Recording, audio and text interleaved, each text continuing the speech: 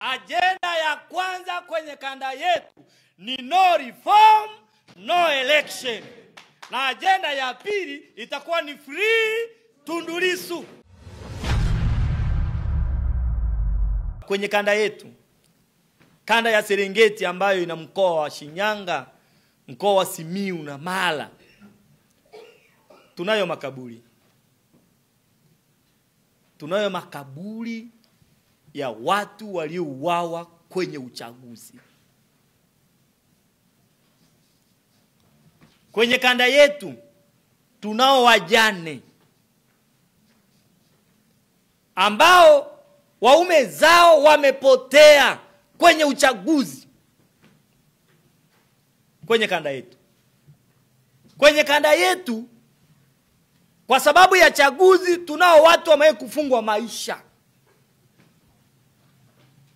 Kwenye kanda yetu tunataka reforms zifanyike ili ninapoenda kugombea kama Ngoto niyo na uhakika nikishindwa nitaona nimeshindwa na nitakubali nimeshindwa.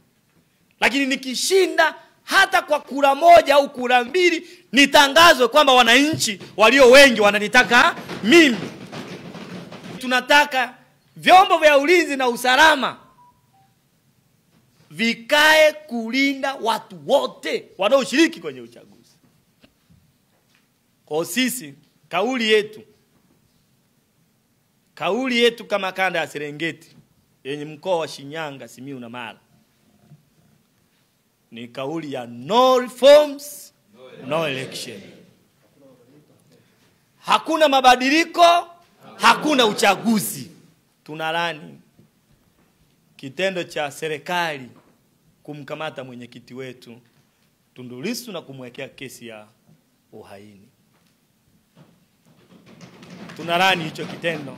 Tunaona kitendo cha serikali kumwekea kesi ya uhaini Tundu Lissu ambaye ni mwenyekiti wetu, tunakichukulia kama ni hofu ya uchaguzi.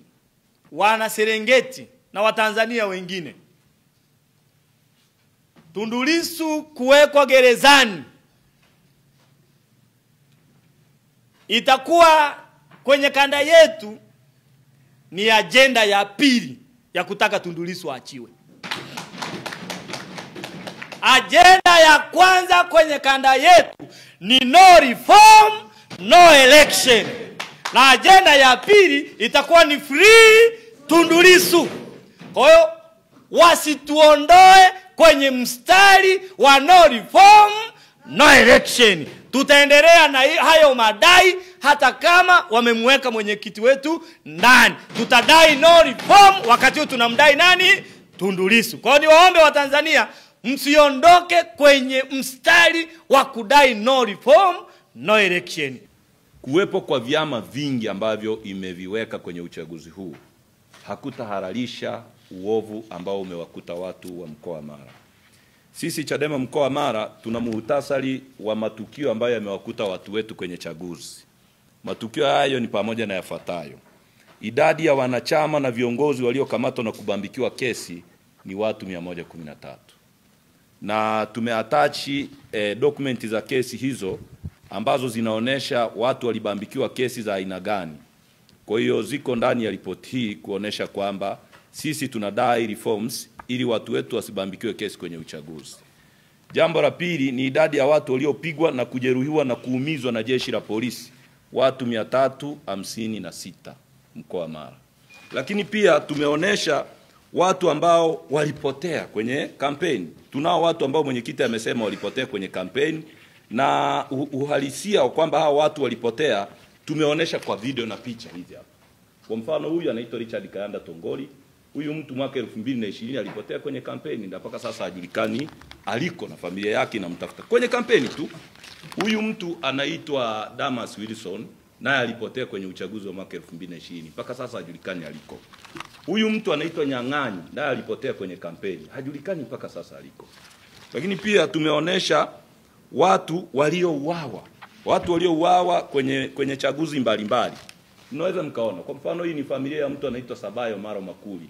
Huyu alikuwa ni alikuwa ni kiongozi wa chama kwenye kata ya mgombea wetu alikuwa anaitwa Sande Magacha Nyansincha. Huyu mtu kwa sababu alikuwa na ushawishi alichinjwa. Na bahati mbaya huyu mtu alizaa mabinti wawili kama wanavyoonekana kwenye hiyo picha. Ukienda kwenye ile familia mama alishakufa, wakabaki hao mabinti. Hawana uelekeo kabisa kwa sababu ya uchaguzi. Yaani unakamata mwizi wa uchaguzi, halafu wewe mkamataji ndio unapewa kesi. Kiufupi, kwa mazingira haya, tukijumuisha na mazingira ya chaguzi zote 2020 na 24, tunalizia kwa pamoja kwamba haina haja ya kuendelea kupoteza muda, rasilimali na kupoteza uhai wa watu wetu kwa sababu CCM endelee kuwa madarakani.